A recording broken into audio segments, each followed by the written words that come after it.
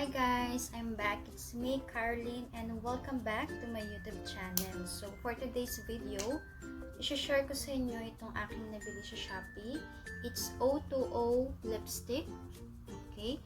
It's in the shade of M20. Okay? This is how it looks like. Ayan. Buksan natin siya, guys. So, ang mura ko lang siya nabili for only 183 pesos. So, ito yung kanyang barcode. Ayan. So, it's really from O2O.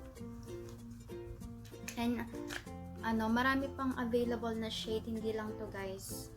So, subukan natin if worth it ba siya. So, ayan. Ang ganda ng packaging niya. Yung lalagyan niya. It's like expensive lipstick. Ayan. As you can see, meron siyang tatak O2O. Ayan. So, buksan natin siya. Here. Okay, so ayan siya.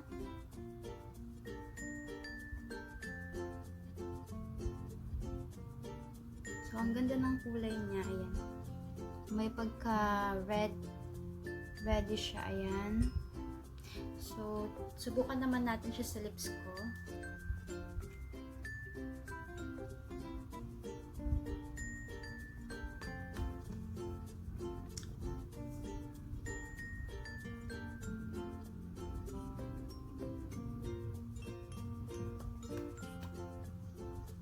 See?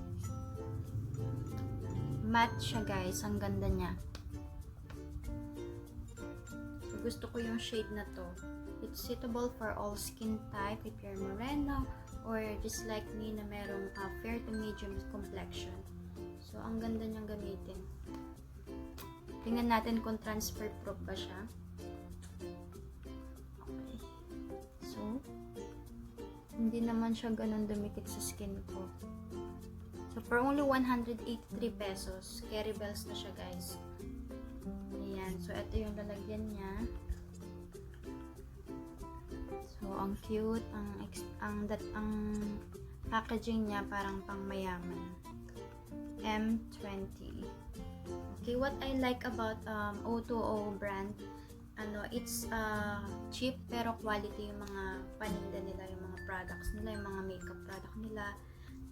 They offer makeup product na hindi ganun ka-pricey or hindi ganun kamahal pero quality naman. Ayan. Ayan guys.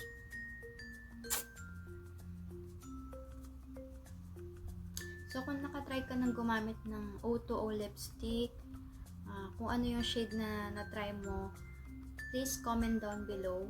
Share your thoughts and experience about using their lipstick from O2O. So, ayun. For only 183 pesos, meron na akong gagamitin if merong event, ganyan, if may party. So, ayun. Matte siya, guys. It's really affordable. It's worth it naman for only 183 pesos. So that's it for today's video. If you like this, please share, like, and subscribe. Bye!